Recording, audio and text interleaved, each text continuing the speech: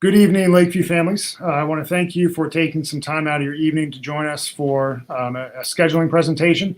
This is primarily for rising 8th graders, so current 7th graders. But if you happen to be families of current 6th graders or rising 7th graders, you will find some of this information helpful for you as well. So if you're not going to be an 8th grader, that's okay. Like I said, hopefully this will be beneficial for you. I am Ben Baptist. I am one of the assistant principals at the school. I'm Ryan Max. I'm the current 7th grade school counselor, so I'll be the school counselor for the 8th graders next year, moving up with them as well. Perfect. So let's get started. So in our office or in the surrounding area, we have Rachel Hannigan, who is the building principal. Like I said, I'm Ben Baptist. Kevin Smith is also here. He is another assistant principal. Sarah Geiger is our current 8th grade school counselor, so she'll be the school counselor for 7th graders next year. And then again, this is Ryan Max. He is the current 7th grade and next year the 8th grade school counselor. So our agenda for this evening, we'll go over a typical day. Again, it's really going to be the same as this year's bell schedule. We don't really envision that changing much. We'll go over some quick scheduling tips and some advice as you get into my app and make your selections for next year. We'll go over some class options and elective options that you have as 8th graders. And then the middle school visits won't really apply to the rising 8th graders. But again, if you happen to be a current 6th grader on this live stream, then you might find that beneficial. And we'll end with a quick Q&A at the end. And as we're going through all of this information, feel free to put your questions into the chat. Some of the other people that are here helping us out tonight will be answering those as we go along and collecting them so that we can answer any that are outstanding at the end of the presentation. Mm-hmm. So here's our current bell schedule. Like I said, if you are a current 7th grader in the building, this looks pretty familiar because this is our current bell schedule this year. We don't envision this changing much. We do, because of our COVID precautions, we do have those transitions this year that may or may not stick around next year. That might be the only change, but our actual bell schedule of call time and the 7 periods throughout the day will stay the same. And then if you're unfamiliar with Paul time, this is a quick refresher. It's very similar to a homeroom. There are not any grades assigned for any work or discussions that go on in there. The focus is mainly conversations and activities. We do a lot of R factor work to teach kids about E plus R equals O, event plus response equals outcome. So there's a lot of activities and discussion geared toward that. And then it focuses on building relationships because we know that success in school always starts with those relationships that our staff has with students. For scheduling, you'll notice if you get into my app, we have already registered all of our students for their core classes, so science, English, social studies, and math. You will need to go in and register for your students' electives.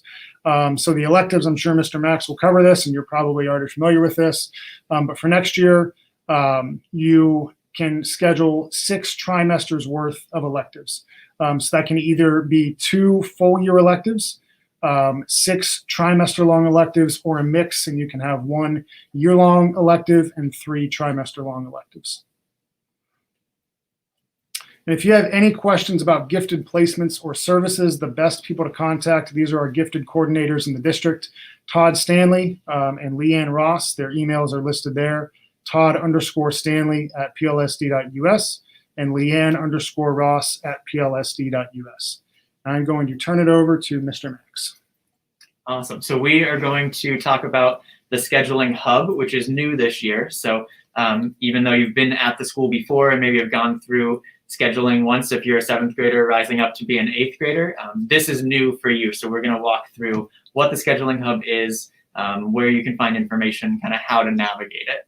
So Mr. Baptist is going to work his magic on our end so that you all can see the scheduling hub as we go through. But the idea of the scheduling hub was that you would be able to find all of the information that you needed for junior high scheduling all in one place. So it's a resource for you. It has some instructions, it has lots of information, and then just some different ways that you can find out more about what the options are for next year. So as a 7th grader right now, going up to be an 8th grader, you might already know about a lot of the electives, but if you're one of our rising 7th graders, a 6th grader currently, this would be a lot of new information for you. So when you get into the hub, the first thing you're going to want to do, if you haven't already, is watch the welcome video, step number 1. And that'll just kind of walk you through a lot of the things that we're talking about tonight. Just what is the hub, what information is here, and how do I use this new tool? Then the second thing you'll want to do is the how to schedule video. And that'll show you step by step which buttons to click in Infinite Campus so that you can register for classes for next year. Like Mr. Baptist said, we've gone in and entered in all of your core classes, your math, science, social studies, and English. So those should already pop up, but there's room for 6 units of electives that you need to go in and select in Infinite Campus. The next thing on there is the scheduling timeline. That shows you all of the important dates that you need to know, and that's where you hopefully found the link for tonight's live stream. And it also will let you know that the last day to choose classes in Infinite Campus is March 12th, which is a week from Friday. So if you haven't already done that, you'll want to make sure that you have your classes selected by March 12th.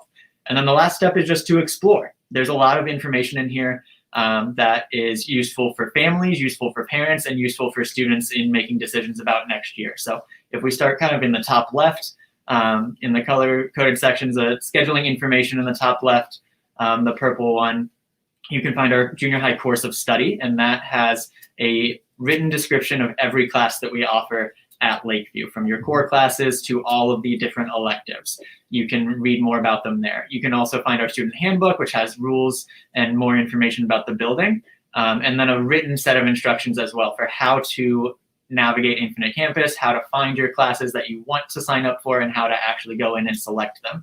The scheduling timeline we talked about, and then some other resources that you can find if you're looking for information about special education or gifted services or EL services at the junior high level.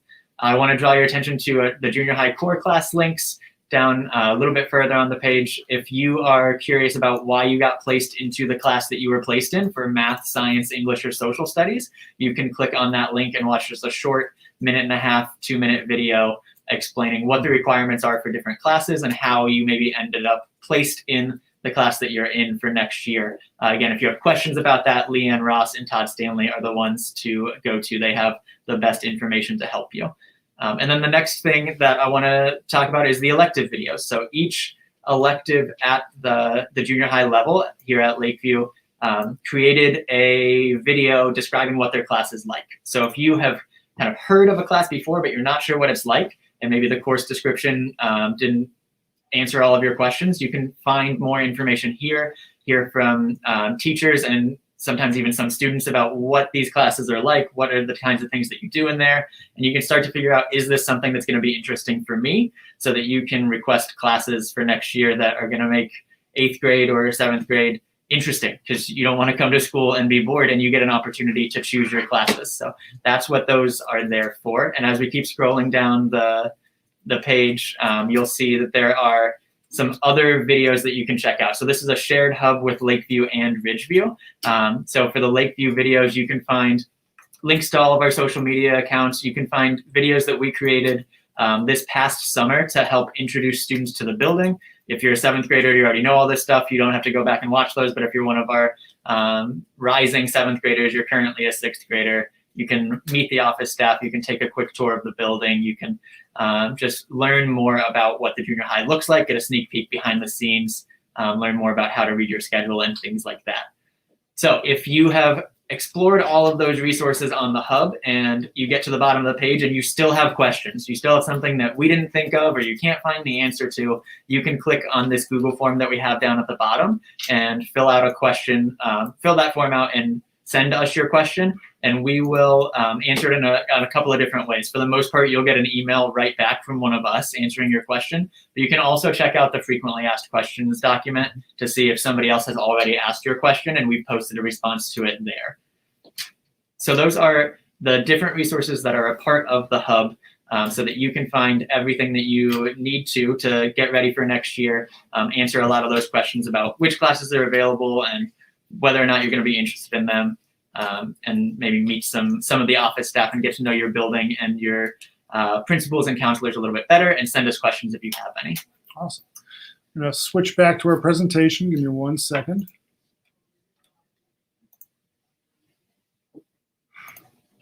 we have just a few more things we wanted to talk about, and then we're going to, like we said, kind of open it up for questions from you all. So we'll hop back into the presentation here and give you a little bit more information about elective courses. So as an 8th grader, there are some more classes that might be available to you that you didn't have the prerequisites for, the requirements met last year, that you can sign up for now that can get you high school credit. So these are all of the electives that you can choose that would earn you credit toward at the high school. It would carry over with you. They would count toward your high school GPA.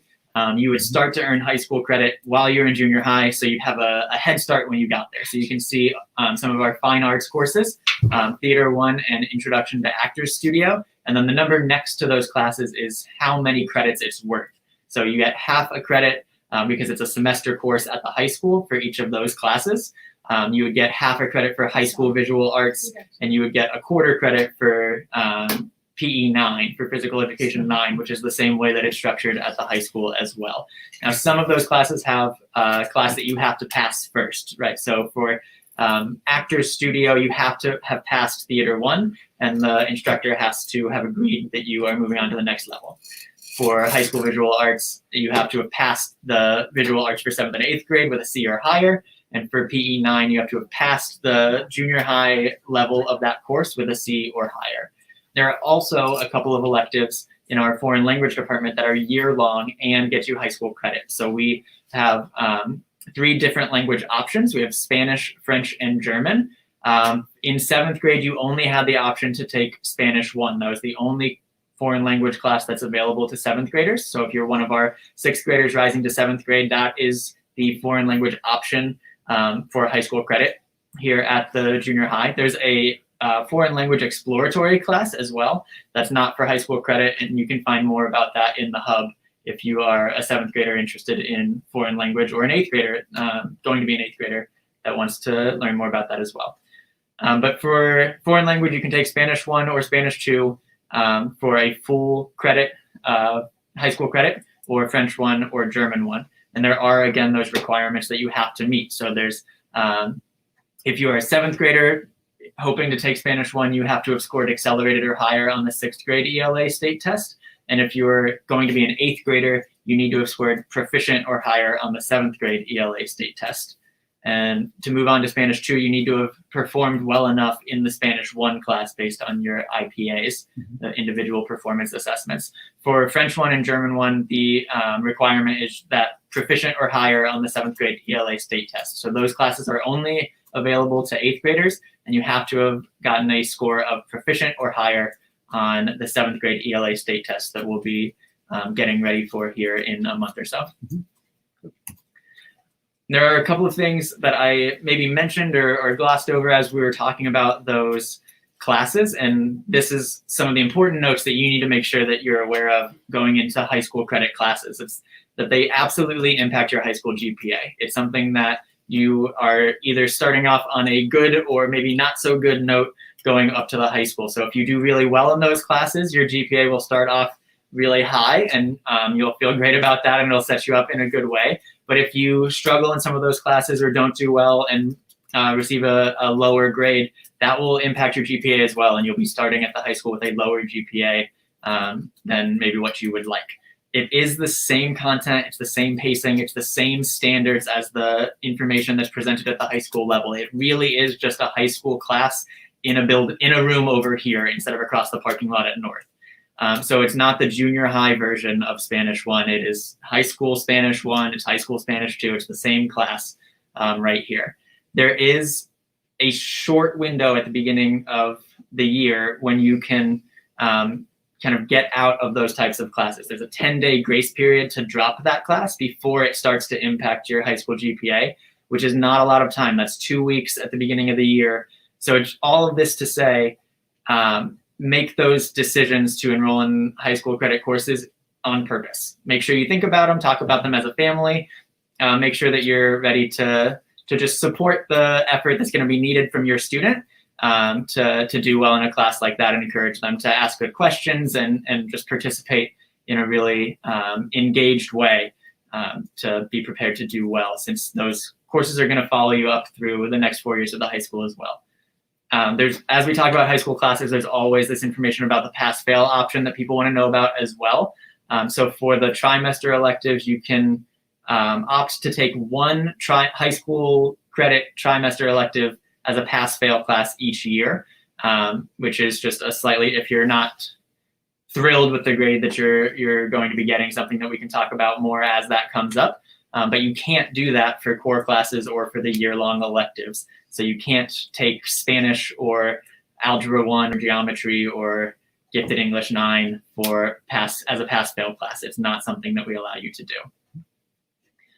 Again, this is not super useful information for those of you that are already 7th graders going to be 8th graders, but if we have any 6th graders in here, we will be going to these middle schools next week.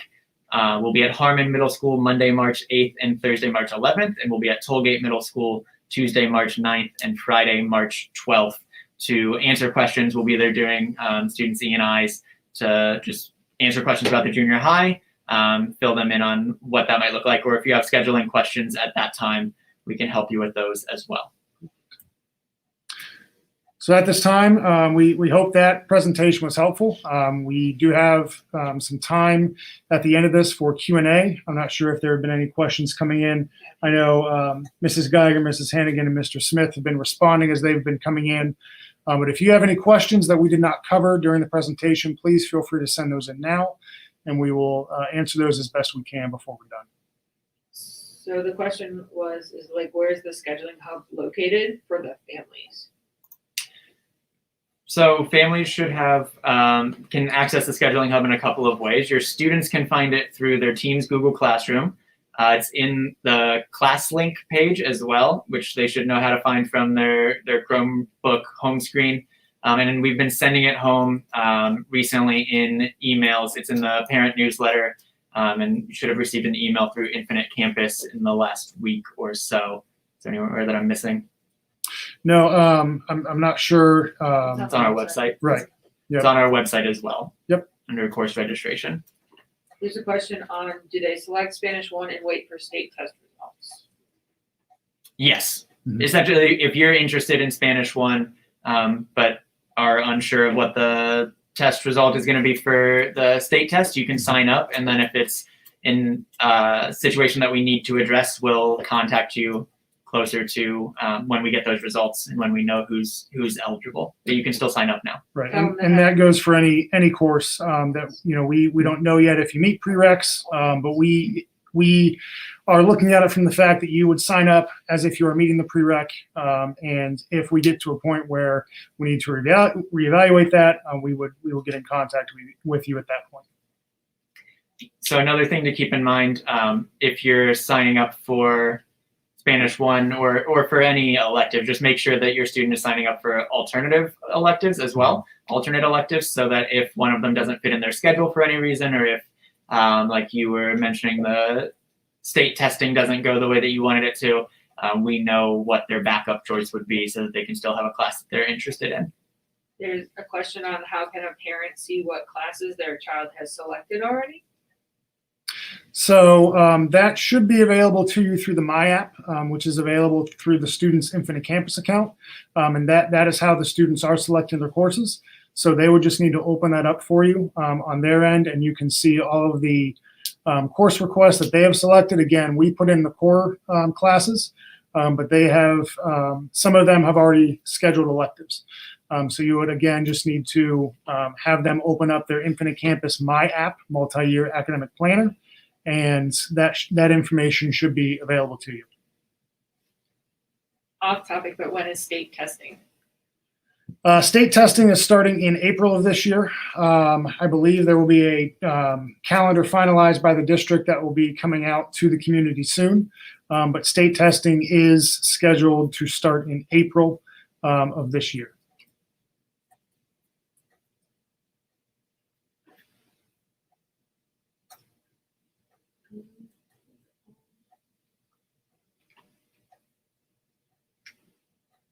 I think the only other thing is stress that they can change their classes up until.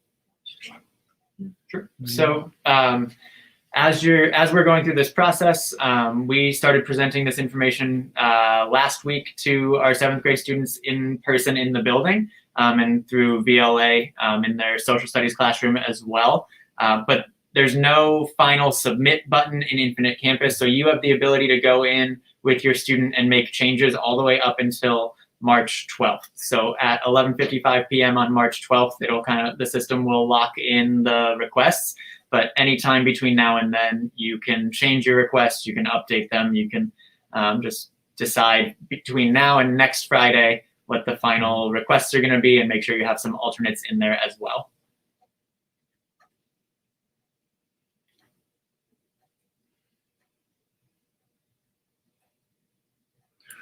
We'll give it another minute or so for any questions coming in.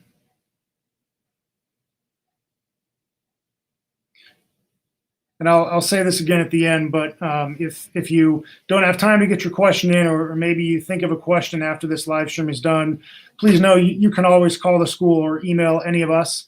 If you go back once this live stream ends and you go back to the beginning, to the Meet the Staff page, all of our names are there, but our email addresses are the same as our names. So it'll just be first name _ last name @plsd.us. Feel free to email any of us with any questions that come up within the next few weeks and even after that.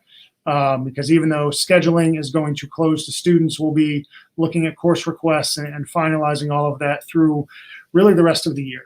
So if there are any questions you have long after this, please feel free to reach out.